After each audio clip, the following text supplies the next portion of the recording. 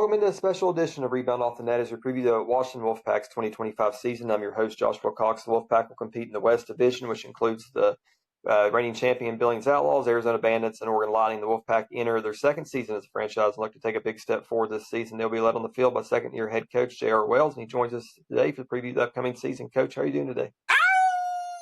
Let's go, baby. Stop playing with me. You already know what time it is, Jay. How you doing, baby? Absolutely. Coach, how's your off-season been there in Washington? Man, off season has been it's been a lot of fun, man. You know, the best part about this off season has been the league, right? Like AFU, going out to Florida, just all the different elements to the building of this new brand.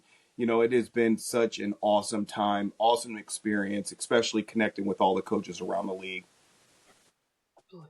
Definitely a tough season for the league last year. How do you feel about the state of the league as we enter year one of the Yeah, AF1? you're right, man. It was a tough year last year, all around, especially for the Wolfpack. But league wise, it was tough more because there were guys at the top that promised a lot and under delivered, and thankfully and gratefully, our owners were able to make sure we stayed afloat, through the league and made sure that we made it through. And then obviously, with Fisher, Gary, and Jerry and the squad coming through to save the day, you could definitely feel the difference this year by having great ownership and great leadership running the movement. Yeah, I believe you were out at the combine there last week. Tell us about that experience recruiting out there. Yeah, man, that was a lot of fun, and I'm grateful for the connection that we have, with the uh, NCS. They're a great group of individuals that are out there putting together something that's special for these athletes around the world that are really looking for those opportunities to get scouted. Being out there with Coach EJ from Orlando and connecting with Gary out there, Gary Compton. It was a lot of fun. Together, in this movement, watching these guys, really, really, really working their ass off for an opportunity, whether it's for arena ball or even the league, NFL, CFL. So just being able to see these athletes compete at a higher level was great fun, especially leaving the below 30-degree weather to 80 plus. So that was nice as well. Absolutely, I'm sure. I believe you were a first-year arena coach last year. What was that experience like for you? What did you learn, and are you more prepared, do you feel like, as you enter year two? Yeah, we're only going to get better, right? And that's the best part of growth and the growth mindset. Being a first year coach in the arena game, um, just reaffirmed that you got to have season in the game, and of course as an arena football player is different than being an arena coach. And last year with the struggles of budget wise, league wise, the promises that they made, it made it tough for us, overall, right? So the type of players that we were able to bring in, and nothing against them, right? Because when we look at our team, we still competed. It was a great opportunity for our very, very, very young coaching staff that has never been in this game before. Just be able to understand the complexity of this arena game. It's not as simple as most people think. Just put some pads on and get in there into the arena war and attempt to win some games. It's not like that. But you have noticed that every game we got better. The scores may not have shown it, but preparation wise, the way that we prepared for each individual game once we found out who we were going to be playing, whether it was a day before kind of deal. But we got better and we got better. We were able to squeak that game out against Southwest Kansas, a great team. It's just a reminder to the league that, hey, we're here, we're coming. So don't count us out. You can pretend all you want and think you're going to be doing whatever you feel like you may be doing, but here we come, baby. Year number 2, we're about it. Yeah, you're all about building a culture. I know there in year one. How do you feel about things as you enter year two, as far as where you all are at as a program? Yeah, blessed, man. Absolutely blessed, humbled, and thankful that we were able to go through that struggle and those adverse situations last year. It really strengthened our core as to what we believe in and what we stand on, right? Like you're speaking on the culture. Um, what I really love, right, is the fact that okay, yeah, we didn't win a lot of games last year, but after every one of those games, there were more than one athlete from each team that we learned from, right? That we learned from that wanted to be a part of this culture, this community, this movement, this build, this brand that we have out here.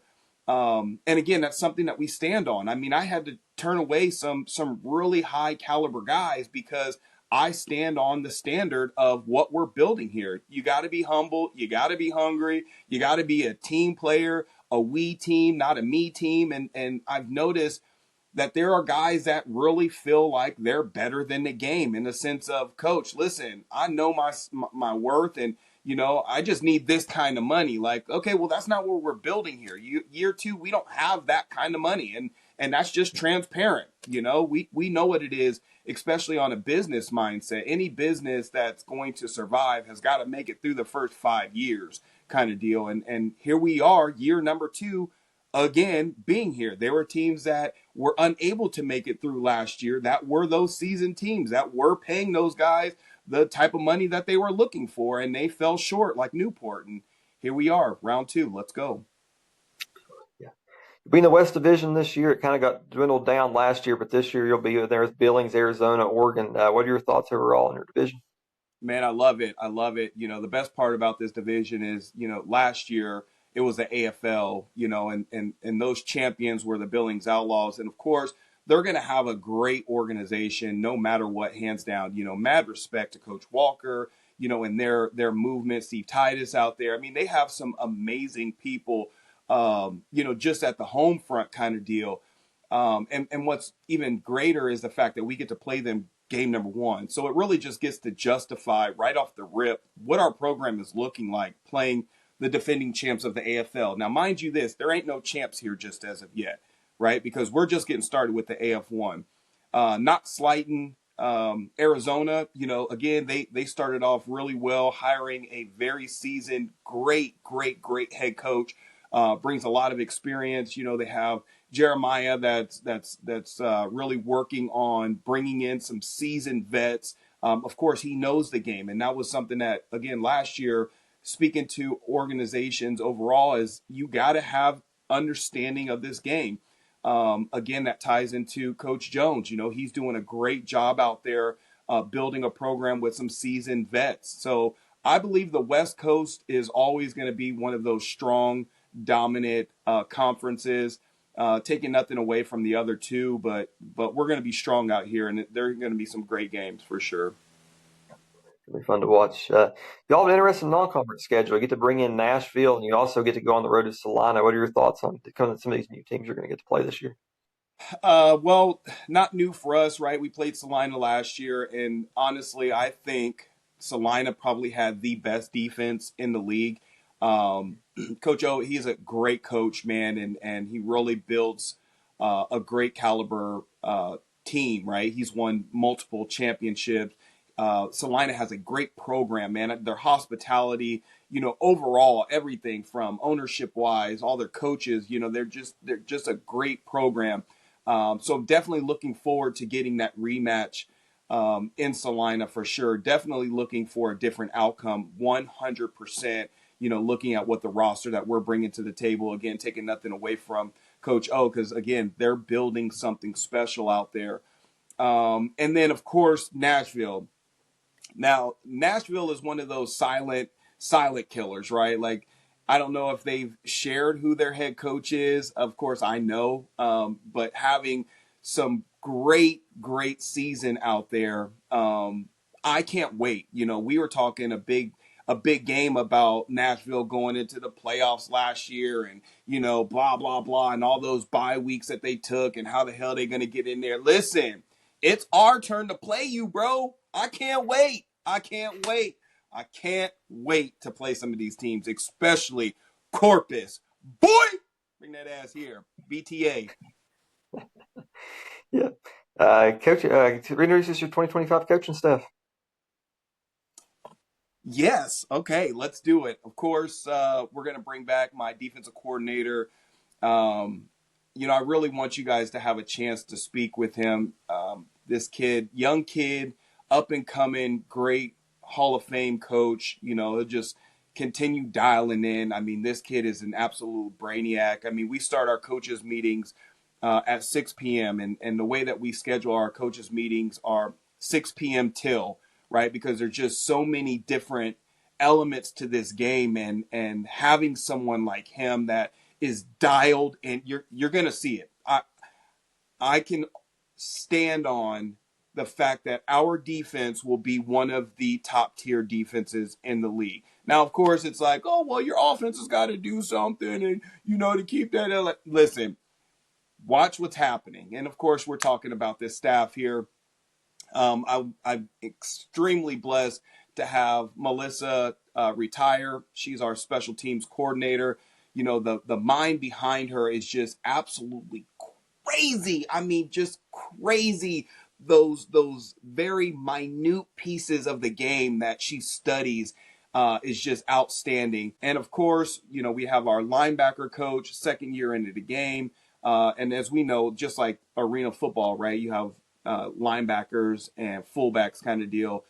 So with his position, Coach Burke, really excited about him coming back as well. Brings a lot of excitement and energy to the program. And as a linebacker himself, Hall of Famer, in a minor league kind of deal, he's really primed and ready for a breakout year to getting our guys right. And then, of course, one of the most exciting coaches that we've been able to bring to, as all my coaches are exciting, our coaches, not mine, is Coach Chris, that we were able to bring from Wichita. Coach Stevens, he was their general manager. They call him Coach Country, or we call him Coach Country. Having a line coach it's just like having a dope quarterback, right? And, last year we didn't have that. It was more my right-hand man was helping facilitate with the line. He didn't know shit about playing line. So that was a struggle. And then we had a player turn into a player coach kind of deal, which I really didn't like, right? Because you're a player or you're a coach kind of deal. But now having Coach Country really run this O-line, D-line movement, man, these guys are going to be whipped into some shape. It's going to look really good out here for sure. Dive into your roster, coach, to start the quarterback position. We'll start with Joseph Hess. He was in Orlando for a while there. Tell us about your quarterback position, what that looks like. Yeah, man, that's a great question. I'm glad you started off with the primary position, right? At quarterback, right? At quarterback, it's almost like having a pilot to the plane, right? You don't want the stewardess to get behind the wheel and try to fly that bad mamma jamma. Having someone as experienced as Joseph is in this game, we are beyond excited to have him in the QB room. But knowing that your QB room is only as strong as the QB room itself, right? And it can't be just him, right? So again, starting with our QB coach, who is extremely seasoned in his game as far as teaching these quarterbacks the specialty of being a QB, right? Behind disregard with Joseph, because there is no behind. Everybody has got to compete. We also signed Adam Cruz. Adam Cruz is a phenomenal coach, QB. He has tons of experience on the field, off the field. He trains young kids. These guys are going to be very special in this offense. And watching Adam at the tryout, kind of just diving into some of my offense, you could see that he understood the game and how this offense is supposed to be ran. Last year was a struggle, with Jacob and with Rodney, because the game moves so fast, and 90% of these outdoor athletes think that you can still play the game like an outdoor athlete, and you've got to be able to transition. It was great watching Jacob transition into this game, but now having Joseph and Adam together is going to be real special for sure. And I have a surprise secret weapon pending behind the scenes potentially. Absolutely. Let's go to the backfield. I know it's historically been fullback. A lot of teams are listing it as running back now, and the game's kind of evolved. How do you see that position, and how much you use that position back there in the backfield? Without giving away too much, I'm gonna tell you again back to my defensive coordinator. Um, we don't take too fond of people wanting to run the ball in this game. Okay. Um, my defensive coordinator is very, very smart. And of course, this is something that, all you coaches around the league are going to want to hear and see and be like, oh, coach, yeah, whatever. I'm about to run the shit out of the ball. We're about to smack the shit out of you guys when you try to run the ball. I'm telling you right now, and that just goes to when we played Billings. They had the best running back in the league, and we shut his shit down. It's a tough position, man. It's tough because everybody's in the box. Everybody's right here. Then you got the walls. It's like we say with the wide receivers, like you got to get open in a phone booth. You know what I'm saying? It's that small. But can you run the ball?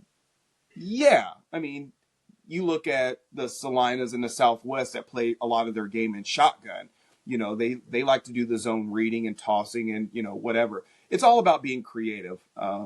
What we have, and again, not giving away like my scheme and what I'm building out here, but we've set up something very special to not only run the ball but be very creative. I'll just say that. Let's go to your wide receiver group. You got Otis Odom, Prince Shinola, Lance Evans, to name a few. Tell us a little about that group, what you expect there. Yeah, we're really excited about Otis, and his speed. Again, just being one of those coaches that prides himself on opportunity, right? A 5'5", 155 kid. I think he wears a size 6, size 7, like a shoe that my kids wear kind of deal. But his speed is tremendous. What he's going to do rebounding off the net. Shout out to my guy Jay on that one. Is special. His speed is just out of this world. And of course, you got a seasoned vet like Lance Evans, set some records in the NAL, a very, very special caliber type weapon. I know you alluded to Prince. We no longer have him. We released him. He signed with another team in the NAL.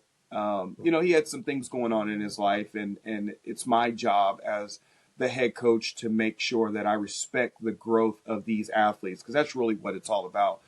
But to tie into some of these athletes that we have on the receiving end, all I'm saying is you better strap up, buckle up your helmet, and be prepared for some fun.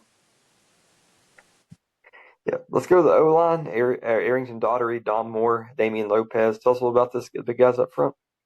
Yeah, man, real special group of guys on that line. Again, that just ties back into the mentality of, how do you build an arena program, right?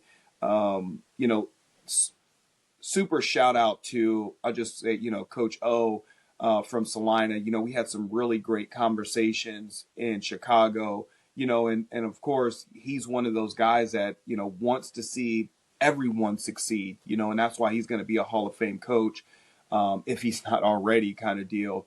But really just edifying the type of athletes you need to have the most knowledge of the game, right? Number one being your quarterback, right? You got to have tons of knowledge there. And then, of course, then your linemen, right? I think we're coming into camp with 12 linemen, so it's a nice group of guys that we have. Damian played at USC.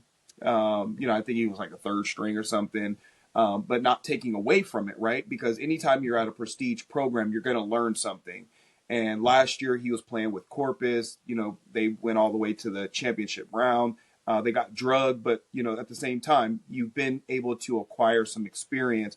AD, he was with Wichita, and the size on that guy. I mean, he's 22 years young. He's 6'3", 265 coming off the edge. I mean, that's a menace, but you also think that we have Tank Brewster that will probably be one of the, if not the best defensive end or edge guy in the league. And of course, I mean, we got Smash Jones. You think of a guy by the name of Smash, and then I don't know if you guys seen the new signing. I don't think we put it up yet, but I just signed another edge guy, seasoned guy that will more than likely be competing as one of the best defensive edge guys, and a solid linebacker as well. But not giving away too much, man. We got something really special this year with some really good guys. Okay, absolutely. Let's go on the defensive side of the ball. Let's go linebacker. What does that look like for you? Who might play that jack linebacker spot for you? Yeah, I mean, I don't know why you just shot to the jack back and not to the Mac, because the kid Jonathan Navarro has been in the trenches his off season, and when you talk about a special kid, that is one of those kids that with building culture you want on your team and in your organization. He's going to do some really great things at that Mac position. Jack Wise, man, that is that is, and I'm of course that's why you started with that. That is a special position, right? Last year, we had Brandon Wellington, played for UW and, a little stint with the Indianapolis Colts. He did an outstanding job in that position, evaluating what the jack back requires, right? Being lateral movement, 5 yards, trying to find windows, playing every side of the field. It requires something special. Second year in, Jazz Rashid, he's a special kid that's going to be competing in camp. But again, man, we have a very, very solid group of guys that can be interchanged at any single time in any of these positions. So, there's not really just one jack that we have coming into camp. It's more like come solidify a spot and beat the man out. Let's go defensive backfield. Caleb Brown, Tay Harden, Vontae Bates. Tell us a little about this defensive backfield and how it's shaping out. Yeah, man. It's unfortunate for us. We took a real big blow with losing the Harden brothers. They're on a I wouldn't say they're on our team, but they're on we'll call it next level kind of deal. And no shade to the IFA because I don't know what they're doing and if it's going to work and all the, again, just try to be as transparent and respectful to each league, right? I'm going to stay humble all the way through. I'm a high energy type of person. So, of course, the way that I speak on things will never take me away from being humble. But those two guys, man, it's tough that we don't have them in camp to be able to compete, hoping that things change for our benefit in a sense to be able to have them to compete. But a kid like Caleb Brown, bro, again, he's almost like our defensive coordinator. Like his mindset to this game is something special, man. It's wild. Like, even tapping into like Florida, looking at these NFL prospects, like some of their football IQ just isn't there. Yeah, they can play the game and they're moving around and, their physique or what may have you, but football IQ is something else. You know what I'm saying? And so when you look at someone like a Caleb Brown, or even, Micaiah Lee that we have as well, coming back defensive player of the year, you bring in someone like Vontae Bates who will knock your block off. But again, tying back into what we've been able to bring to the forefront, we have someone like Richie Anderson that we have signed that also plays on the other side of the ball. Or you have Josh Meyer, who is one of those ones that people look past that we have some funk and we're ready to unleash it on everybody. Last position, coach, your kicking position. Yeah, that's a special spot. You know, we're lucky right now that we have a local kid, Dominic. You know, he is a seasoned guy. He's played some arena ball.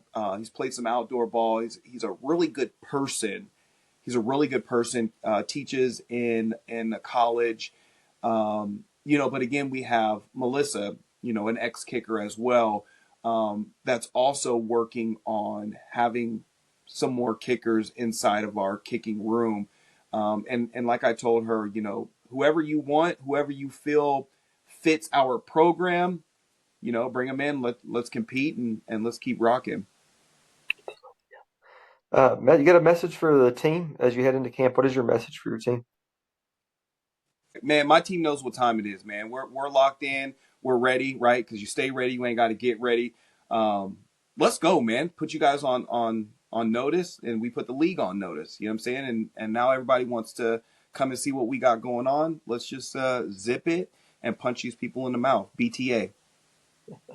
Absolutely. Last, coach, a message for your Wolfpack fans out there. Yeah, you know, I just want to thank you guys for the support and the commitment that you have to us. Um, we promise you guys, you will have that season that you're looking for. This is going to be something special. We've built something so awesome here in Everett, and you will definitely be proud to be a Washington Wolfpack fan. Let's go. Love the energy, coach. Looking forward to some arena football. Look forward to watching your team play. Appreciate the time today. Yeah, Jay, come on, man. I need to see you at a game, baby. For real. Come say what's up.